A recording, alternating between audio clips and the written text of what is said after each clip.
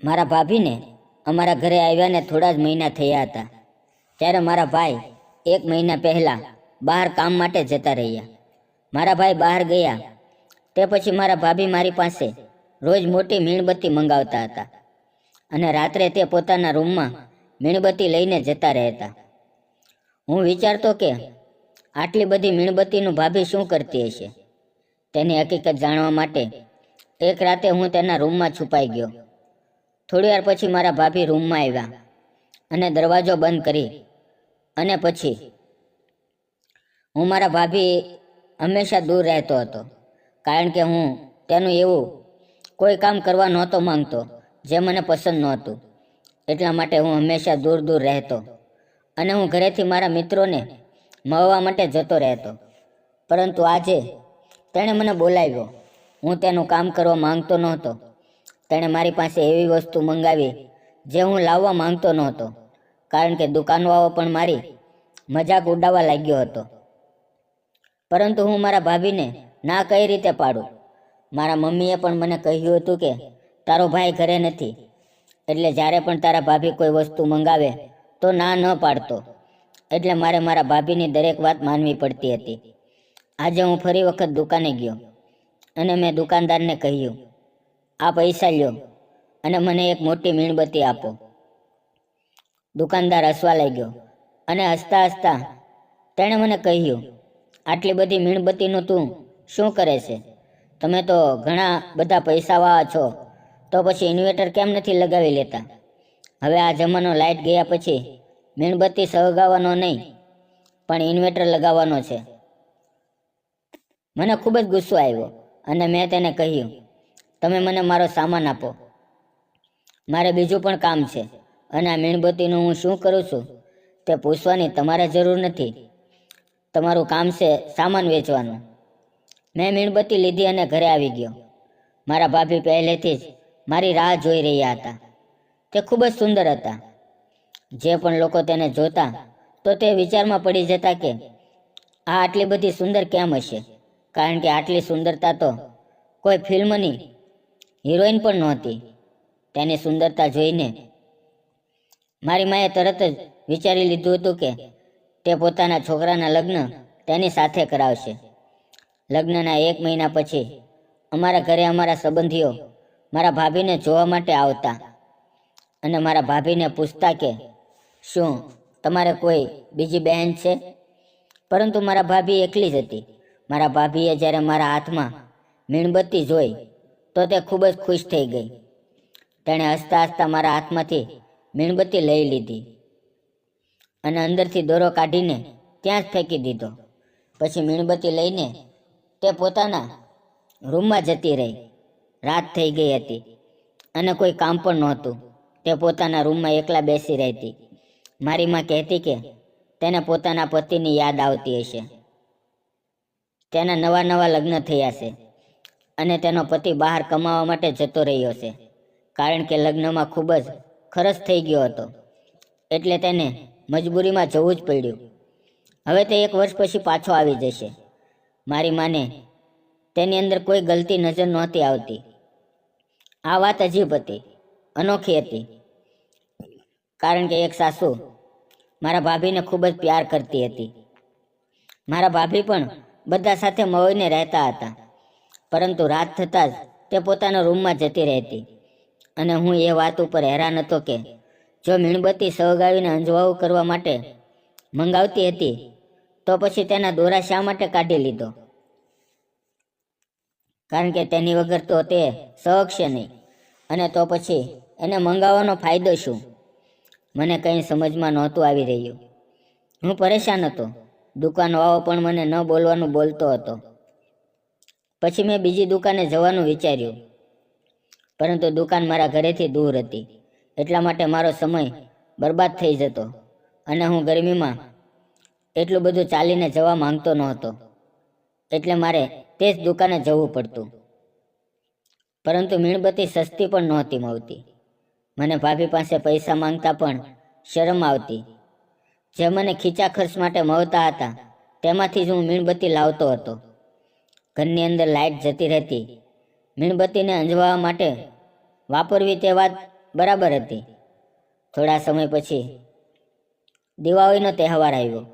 મેં થોડાક પૈસા ભેગા કરીને ઇન્વર્ટર ખરીદી લીધું અને ઘરમાં લગાવી દીધું. મને વિશ્વાસ હતો કે હવે મારા ભાભી મારી પાસે મીણબત્તી નહીં મંગાવે. ઘરવાળા પણ ખુશ થઈ ગયા હતા. પરંતુ બીજે દિવસે ભાભીએ મને પૈસા આપ્યા અને કહ્યું, મારી માટે એક મોટી મીણબત્તી લેતો આવજે. કાલે પણ તું મીણબત્તી લાવ્યો નહોતો. મેં કહ્યું, ભાભી, હવે તમારે મીણબત્તીની શું જરૂર છે? હવે તો ઘરમાં ઇન્વર્ટર પણ આવી ગયું છે. મારી વાત સાંભળીને તે શાંત થઈ ગઈ, પરંતુ મારા ભાભીની વાત માનવી પડી. હું વિચારી રહ્યો હતો કે ભાભી મીણબત્તી શા માટે મંગાવી રહી છે. મારે તેનું કામ કરવું પડ્યું. મેં તેને પૂછ્યું, ભાભી, તમે આ મીણબત્તીનું શું કરો છો? મારી વાત સાંભળી ભાભી હસવા લાગી અને કહેવા લાગી, આજે રાતે હું બારી ખોલી દઈશ. તું પોતે જોઈ લેજે કે હું તેનું શું કરું છું. હું હેરાન થઈ ગયો. મારા ભાભી ખૂબ જ અજીબ હતા. આજે મારા ભાભી મારી સાથે વિચિત્ર વાત કરી હતી. મેં પણ વિચારી લીધું કે આજે સાંજે હું બારીમાંથી જરૂર જોઈશ કે ભાભી શું કરે છે, કારણ કે તેને ખુદ મને કહ્યું હતું કે રાત્રે હું બારી ખુલ્લી રાખીશ અને તું જોઈ લેજે. તેનો રૂમ એક બાજુમાં હતો. બહાર નાનું એવું બાથરૂમ હતું. સાંજ પડી ગઈ, પરંતુ મને સારું નહોતું લાગતું કે રાતના સમયે મને કોઈ મારા ભાભીની બારી પાસે ઊભા ઊભા અંદર નજર કરતા જોઈ લે, કારણ કે મારી બેઇજ્જતી થઈ જાય. છતાં પણ મેં આજુબાજુ જોયું. મને કોઈ દેખાણું નહીં. પછી હું બારીની પાસે ગયો તો બારી બંધ હતી, પરંતુ અંદરથી વિચિત્ર અવાજ આવી રહ્યો હતો. એવું લાગતું હતું કે મારા ભાભીને કોઈ દર્દ થઈ રહ્યું હોય. હું હેરાન હતો કે ભાભી એવું શું કરી રહ્યા છે.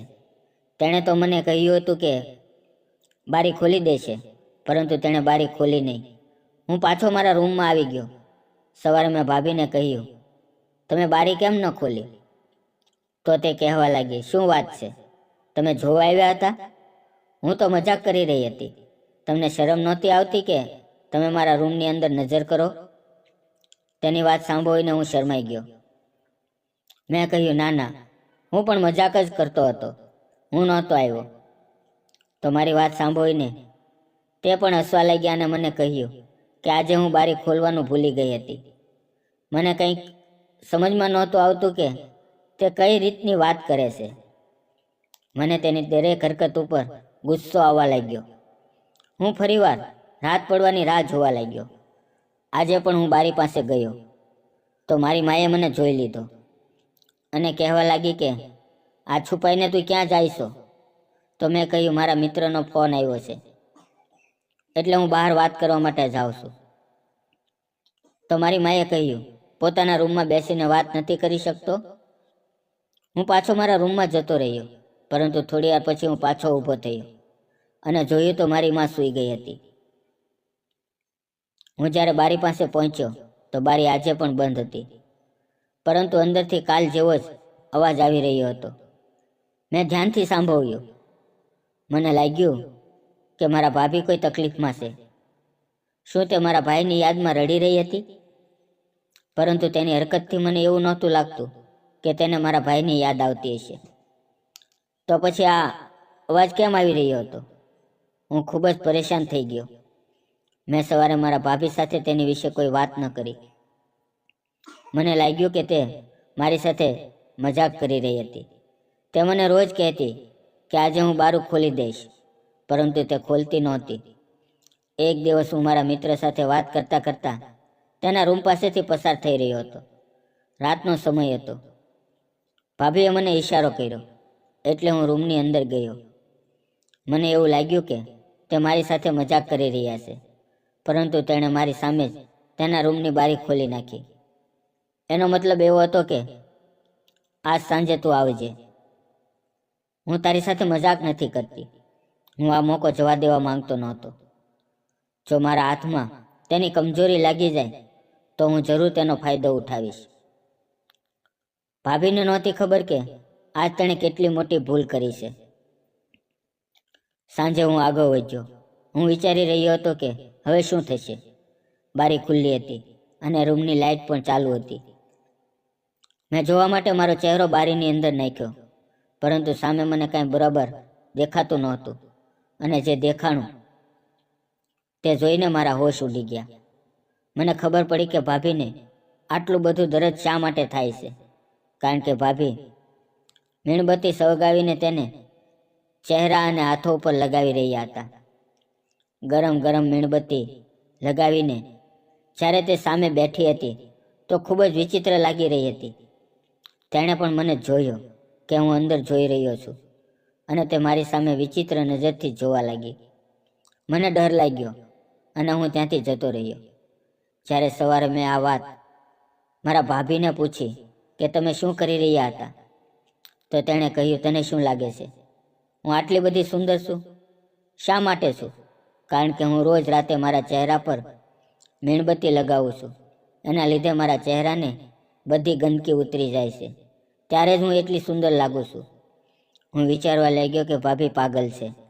મેં તેની સાથે વધારે વાત ન કરી. શું ખૂબસૂરતી માટે કોઈ પોતાને એટલું દુઃખ આપી શકે છે? જે માણસ પોતાને દુઃખ આપતો હોય તે બીજાને આપવામાં ક્યારેય પણ પાછો નથી પડતો. મારો ભાઈ 3 મહિના પછી પાછો આવ્યો. તે બંનેની વચ્ચે રોજ ઝઘડો થવા લાગ્યો.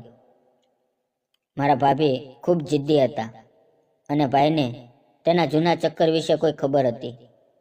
પહેલાં તો ફક્ત રૂમમાંથી અવાજ આવતા હતા, પણ એક દિવસ મારા ભાઈએ કહ્યું, હું આ છોકરી સાથે રહેવા નથી માંગતો. આ પાગલ છે, તેનું દિમાગ ખરાબ છે. વાત ધીમે ધીમે છૂટાછેડા સુધી પહોંચી ગઈ. બધાએ ભાભીને ખૂબ સમજાવ્યું, પરંતુ તે પોતાના ઘરે જતી રહી અને પાછા આવવા માટે ના પાડતી હતી. થોડા દિવસ પછી તેના તરફથી કોર્ટમાંથી છૂટાછેડા માટેના ઓર્ડરના કાગળો આવ્યા. તે મારા ભાઈ સાથે છૂટાછેડા માંગતી હતી.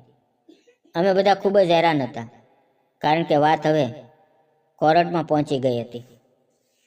મારા ભાઈએ કહ્યું, તમે છોકરીનો ચહેરો જોયો, પણ તેના લખણ અને અક્કલ ન જોઈ. થોડા દિવસ પછી મારા ભાભીને અને મારા ભાઈને પોતપોતાની ભૂલનો અહેસાસ થયો, અને તે બંને પાછા ફોન ઉપર વાતો કરવા લાગ્યા. મારો ભાઈ મારા ભાભીને ઘરે પાછો લાવ્યો. ભાભી પણ ખુશી ખુશી ઘરે પાછી આવી ગઈ. તે બંનેને એકબીજાએ સામે સામે માફી માંગી અને ઘરવા પાસે પણ માફી માંગી. તે બંને ખુશી ખુશી રહેવા લાગ્યા, અને ભાભીએ મારી પાસે મીણબત્તી મંગાવવાનું પણ બંધ કરી દીધું. હવે તે પોતાનો રિયલ ચહેરો બધાની સામે મૂકી દીધો. તે વધારે ગોરી તો ન હતી, પણ સુંદર તો હતી જ. મિત્રો, વાર્તા પસંદ આવી હોય તો વિડીયોને લાઈક અને ચેનલને સબસ્ક્રાઈબ જરૂર કરજો. ફરી મળશું એક નવા વિડીયોમાં. ત્યાં સુધી આવજો. આ વાર્તા ફક્ત કાલ્પનિક છે. વિડીયો પૂરો જોવા બદલ આપ સૌનો ખૂબ ખૂબ ધન્યવાદ.